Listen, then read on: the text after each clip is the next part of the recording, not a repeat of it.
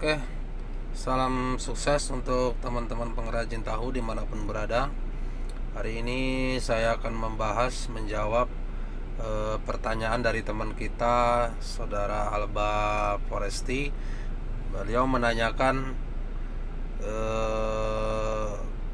bagaimana menghitung kenaikan harga jual tahu terhadap kenaikan harga kacang sekarang ini yang cukup tinggi. Jadi gini, ini saya akan membahas berdasarkan pabrik yang saya miliki lah, harga jual yang saya miliki. Otomatis mungkin teman-teman ada perbedaan cara menjualnya di daerah-daerah lain, tapi kurang lebih saya akan menggambarkan kenaikan harga di tempat saya, di daerah saya. Mana tahu ada yang sama sistem produksinya dengan saya, mungkin bisa jadi seperti ini, bisa dicontoh juga. Atau mana tahu ada juga yang lebih bagus dari perhitungan saya, itu pun juga nggak apa-apa, kita sharing-sharing aja. Cuman ini berdasarkan pabrik saya. Sebelumnya mohon diikuti, jangan di skip supaya bisa memahami. Oke, untuk pabrik saya di sini saya tidak menjual secara eceran. Saya hanya memproduksi, kemudian saya mensuplai ke pasar. Jadi dalam itu saya supplier saja. Jadi kalau supplier ini biasanya dia menang di quantity. Jadi produksi kita mungkin lebih dari 1 karung lah gitu kan. Jadi agar kita dapat keuntungan, karena dia marginnya tidak terlalu besar, tapi putarannya yang tiap hari. Jadi posisi pabrik saya sekarang ini adalah supplier, mengisi di pasar-pasar atau pedagang-pedagang yang berjualan keliling. Jadi seperti yang saya bahas sebelum-sebelumnya di channel sebelumnya, produksi saya itu 1 karung itu adalah 18 kaleng atau 18 cetakan. Jadi 1 karung saya bagi 18 cetakan. Satu cetakan itu untuk isi 1 ember atau 1 kaleng cat Maritek. Penuh itu saya bikin. Nah, potongannya itu 1 cetakan itu 120 potong. Besarnya cetakan itu punya saya 73 cm setengah persegi. Berarti kurang lebih ukuran tahu saya satu potongnya kurang lebih 6 cm setengah persegi, isi 120. Jadi ada bonus 1. Itu saya jual. Nah, ini yang masuk ke waktu harga kacang 350.000 stabil. Karena sebelum masa pandemi itu kacang di daerah saya itu 350.000 per karung. Merek bola dunia. Itu harganya 350.000. Ini stabil ini. Paling pun naik paling 355 atau paling tinggi 360. Tapi rata-ratanya dia 350. Itu saya produksi 1 karung itu 18 kaleng atau cetakan. Nah, harganya saya jual 1 cetakan ini 40.000. Jadi kita di sini ingat ya, pabrik saya ini tidak ada ngecer. Nah, jadi saya langsung jual per ember langsung. Jadi para pelaku di pasar lah yang menjual ecerannya. Nah, di pasar itu mereka menjual 5.000 satu plastik atau 1 kantong isinya 10. Nah, isinya 10 itu 5.000. Berarti kalau 120 isinya, ini 120 nih, 1 kaleng cetakan potongan 120. Satu ini adalah lebih, biasanya saya kasih bonus 1. Bonus 120 dibagi 10 dapat mereka 12 kantong. Nah, dapatlah 12 kantong. 12 kantong itu dikali 5.000 dapat 60.000. Jadi mereka punya keuntungan dari harga kita 20.000 per kaleng, per ember untuk para pedagang di pasar. Nah, ini kemarin saya kembali lagi ke awal, 18 kali 40.000 itu dapat kita omset 720.000 per karung. Dikurangi harga kacang 350.000 yang di awal tadi, kemudian biaya upah kerja kalau di tempat saya, di daerah saya, 1 karung itu 100.000 satu. Ini upah kerjanya 100.000. Kemudian kos operasional dalam satu karung ya, bukan dalam berapa produksi. Dalam satu karung itu rata-rata 100.000. Ini saya hitung nih, 100.000 inilah mulai dari termasuk ini kayu bakarnya, listrik dan minyak. Ini 100.000 dari produksi satu karung, maka dapatlah 720.000 dikurang 350 dikurang 100 dapatlah 170.000 per karung. Inilah keuntungannya kita, 170.000 per karung. Wah, ini sedikit ya Mas ya, daripada dijual sendiri. Iya, kalau sampean produksi, contoh sampean produksi sendiri, sampean ecer sendiri, itu besar keuntungannya. Tapi kan kita mau ngejar kuantitinya.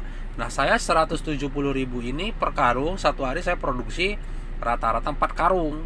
Jadi sampean kalikan sendirilah, 4 karung per hari. Kadang mau sampai 5 karung per hari. Kemudian dengan adanya kenaikan harga dari 350.000 sampai tembus ke harga 550.000 di tempat saya ini paling tinggi, 550.000 per karung. Pada masa pandemi otomatis ada kenaikan harga sekitar 55%. Jadi mau nggak mau kita harus naik dong.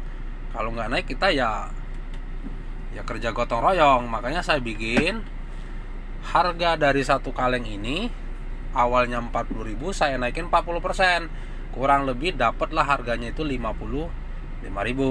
Nah, 18 kali 55.000 dapatnya 990.000. Dikurang harga kacang 550.000, dikurang harga upah kerja 100.000, dikurang kos operasional 100.000, dapat 240.000 per karung. Nah, jadi per karungnya dapat 240.000. Loh, kenapa malah lebih tinggi ini daripada yang dulu? Karena begini, saya naikin 40%, ini harga kacang ini kan tidak stabil. Bisa saja harga kacang tembus ke 600.000. Jadi kalau harga kacang 600.000, kita masih tetap dapat margin. Ya, jadi ini saya bikin harga terakhirnya karena mengingat kondisi kacang kemarin naik terus dan mentok di 550.000 untuk merek Bola. Nah, jadi dapat 240.000 per karung. Terus, wah, gimana cara keuntungan untuk si pedagang? Pedagangnya yang awalnya tadi kan dapat 20.000 nih dari satu kaleng. Kan mereka dapat 12 bungkus dari potongan 120.